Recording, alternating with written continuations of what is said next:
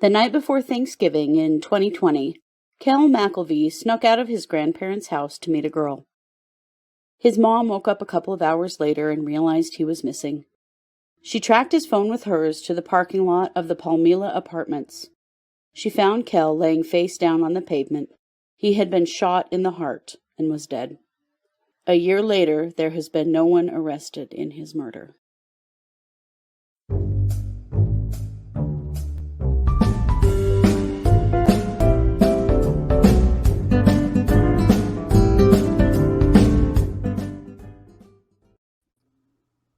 Hey everybody, welcome to True Crime Paranormal with the Psychic Sisters. I'm Christy Brower, here with my sister, co-host, and partner in crime, Katie Weaver. Hey Katie. Hello. How's it going? It's going good. We just got a couple more days till Christmas, you guys. Holy crap. Yeah. We went to Walmart tonight and it actually wasn't bad at all. I was amazed. Oh my goodness, I was going to say, was that a huge mistake? I live in a college town and school's out. And so when it's just the locals here, the college that in the town I live in doubles the population of our town. And Right. so when the students are gone, this town is pretty freaking manageable. When Yeah, they're that's pretty great. here, oh my Lord, Walmart's a Right. nightmare. But yeah, right now, with the students gone, it's not bad at all, even at the holiday, which is No kidding. kind of nice. Yeah. Well, that is nice. Well, I'm getting ready for the holiday as well. I'm going to tell you a funny story because I did something so dumb yesterday and I'm paying a little today. Do tell. So, Yeah. Let's well, go. okay. So I did not know at 46 years old that I could still do the splits. Do you do you think that I wanted to find out if I could do the splits? I'm thinking Probably no. not.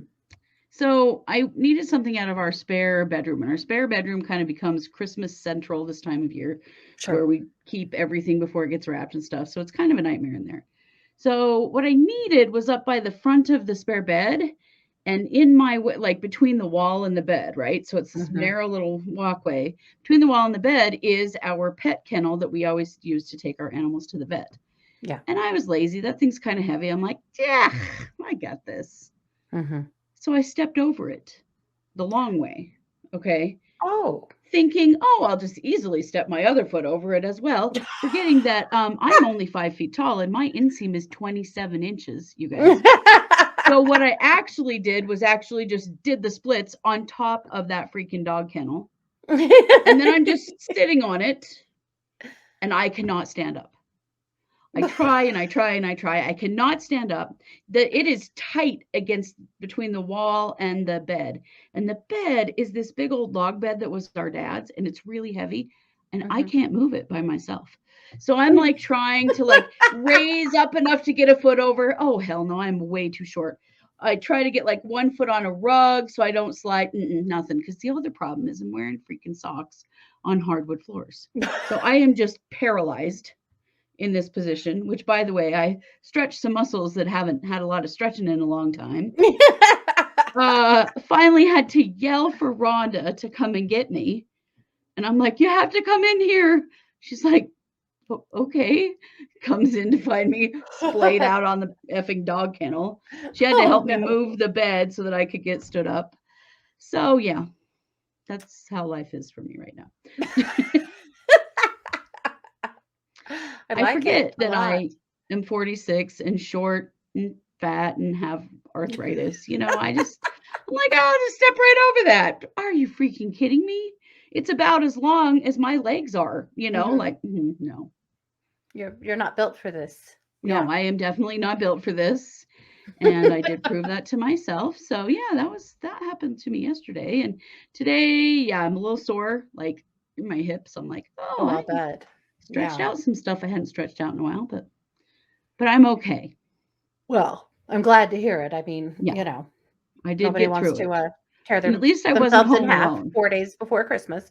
Well, it's right? true. Yeah. What if I'd been home alone and I'm just stuck there like, I well, think it's this is more where I likely live your now. son's home and you yell for him lots of times before he actually hears you, and then comes in with 20 questions about why you're sitting like that. And, I For can see sure. this right now. Yeah. Well, I would have to call him 100%. I would have to call Mhm. him. He would not hear me. Yep. He's either got his headphones on or he's playing video games or something in his room and it's loud. There's no way Mhm. he would hear me. Rhonda was just in the next room, fortunately. But Yeah.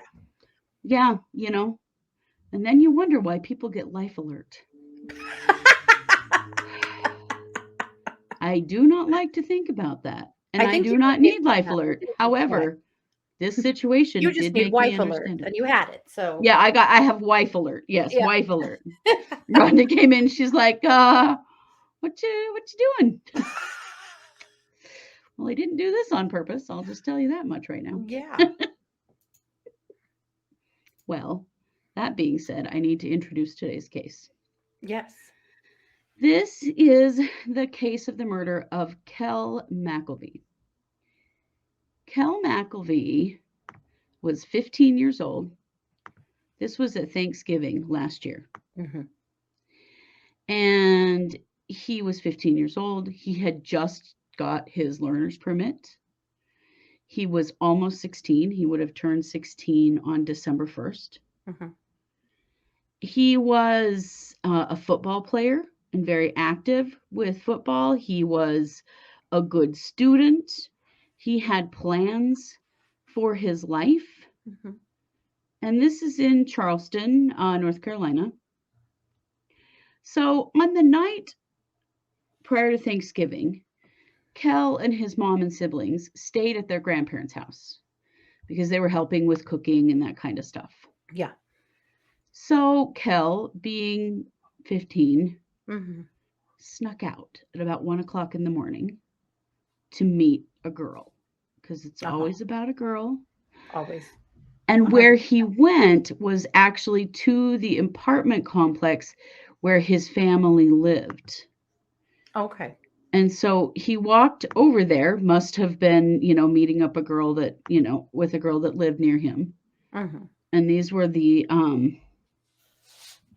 Palmilla apartments, or Palmilla, Mia or Mila, I'm not sure. And so Kell's mom wakes up at like 3 o'clock in the morning ish and realizes he's not there. Mhm.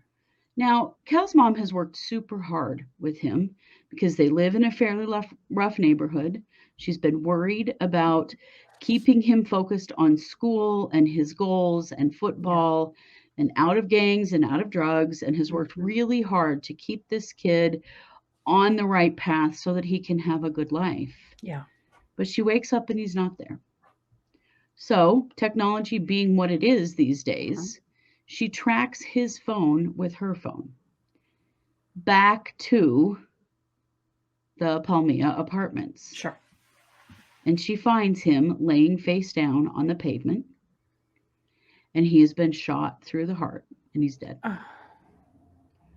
Just absolutely gut-wrenching, heartbreaking, mother's worst fear. Yep. And that was a year ago. Mhm. There's not been a single arrest. The police say they've talked to a lot of people, but there's not been anything on this kid's death. And I have to tell you, one of the reasons I chose this case for several reasons. And one is to highlight murders of Black teens. Yeah. And how often they go unsolved, and how Yeah. important it is for us to understand that and recognize that in the true crime world, we need to be putting more energy here because there is not enough energy in these cases. Yeah. But I want to tell you also something that was said by the police, because this just sums it up for me. Because and you're going to find this to be familiar as well, Katie, because you are also the mother of a young man. We have a real problem in the legal system. Mhm. And if I can find it, I'm going to read it for you. Oh, he also had his own lawn mowing business, which really, really is close to my heart. It's called Yeah. Kell's Lawn Care. And he also worked part-time at McDonald's. Like, he was doing a lot of really good stuff. Yeah. And, my son had a lawn care service over the weekend, over this past summer. Yeah. So here is what one of the police officers said. This was Sergeant Eric Tuttle. He was at that age where it's tough, but his mom definitely tried, Tuttle said. You can do everything, but she can't be with him all the time. He made his own decisions, but everybody makes mistakes. I mean, he was a kid, right? What mistake? Yeah, A kid that was just out on the street at the wrong place at the wrong time? I mean, come right. on. Yeah. That pissed me off because Yeah. teenage boys get treated by the police Mm-hmm. in many cases, and especially black teenage boys. They see them as adults. Yep. They see them as responsible and really not that Mm-hmm. important to investigate because what they did was their own fault. Right. I hate that statement. That statement makes me Mm-hmm. so angry and frustrated. Mm-hmm. And it's terrible to me, and I know that it's true all over the country Yeah. here in the US, that we live in a place that is so dangerous that teenagers can't screw up from time to time without putting themselves in a position of getting murdered. Yeah. And that's really what this officer was saying. But Right. But I mean, it come on. wasn't Kell's fault. No, it was not his fault. And okay, so this time he had snuck out and he was where he wasn't supposed to be. Fine. But another night he could have been walking home from work at McDonald's Right. or walking home from a late football game or a million other things that he Right. could have been walking home late from that, didn't include him sneaking out. But Right. it pisses me off to no end that it's so easy for law enforcement to blame the victim Yeah. in some way so it takes some pressure off of them to worry about solving their case. I mean, we've seen Exactly. this so many times in so many cases where they're So like, many times. And young well, men, or really boys, because he was mhm, 15, he was a yeah, kid, he's a child. Yeah. that he was seen as somehow being, complicit because he made a stupid choice. No, No. he's a kid. He's a So anyone child. who's walking down the road at 1 o'clock in the morning deserves to be shot? No, not at all. Not at all. Yeah. Yeah, I did not like the way that that was worded No. in the least. That's telling, though. And It's very implying also that telling. his mother had to be with him at every moment or he would get himself killed. Yeah. Also, no, not okay. Not Yeah. okay. No. But this is the attitude that we see, particularly in big cities, Yeah. particularly with, teenage boys, black boys in particular, that they're somehow responsible for their own deaths. And Mhm. that just makes me sick in my gut. Yeah. Being the mom, and my son is white, but still, I mean, I've heard Yeah. these kinds of things said about my own kid. Yeah. And I just think, my God, Yeah. children are children, and this boy Yeah. was a child. And the fact that we are a year out from his murder Mhm. with nothing, no answers at all, Yeah. is horrifying. And mom is now raising 2 more children into this world that were younger than Yeah. him. She moved from these apartments, which, boy, I would have too.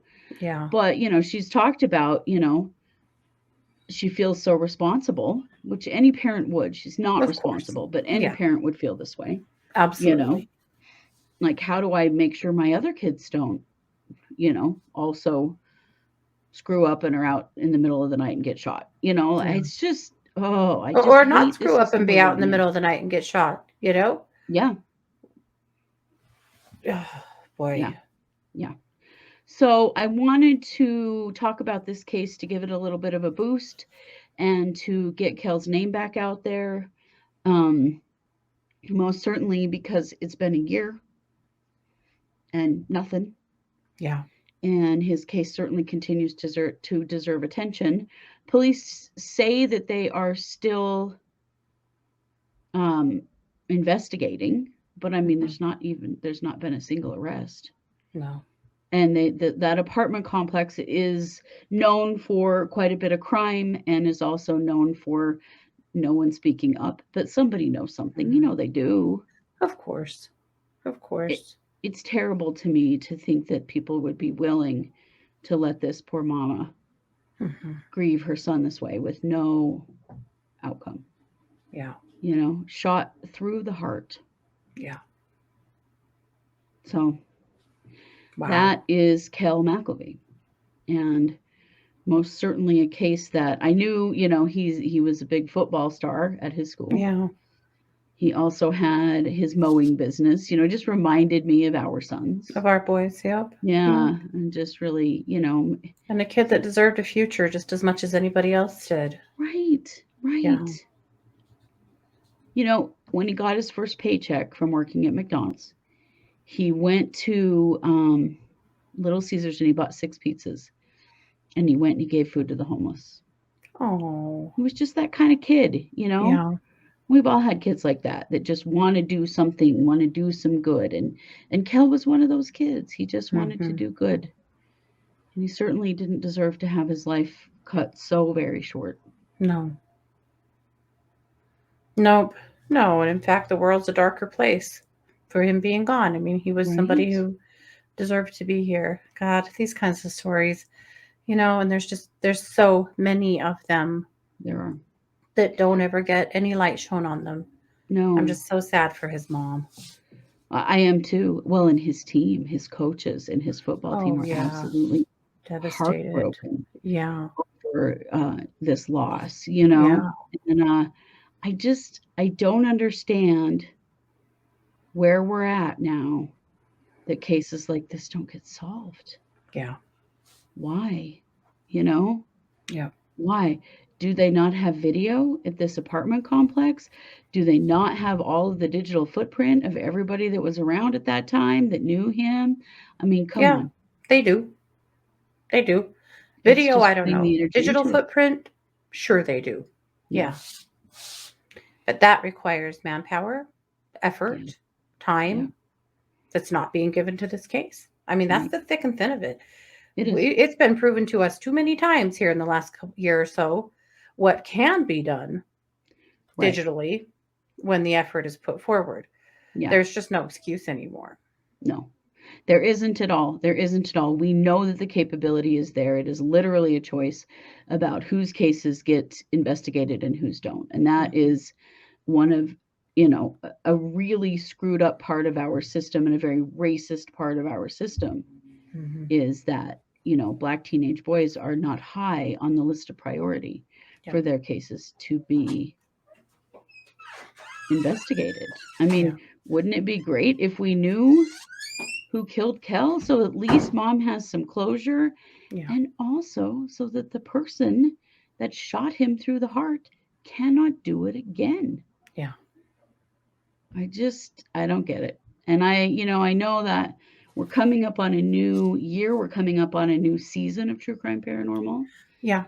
And I know that one of our focuses is going to be racial injustice. We've focused a lot on the MMIW cases this year. We will continue to focus on those. But I know that one of the things that we're going to look at a lot is racial injustice in the justice system and cases like this that just go by the wayside a year later. Yep. If this had been a white kid, this case would be solved. I'm not an idiot. Yep. This case would be solved. You bet it would. Yeah. So watch for more cases like this. As always, we ask you to like, subscribe, share, help us get the word out about Kell's case.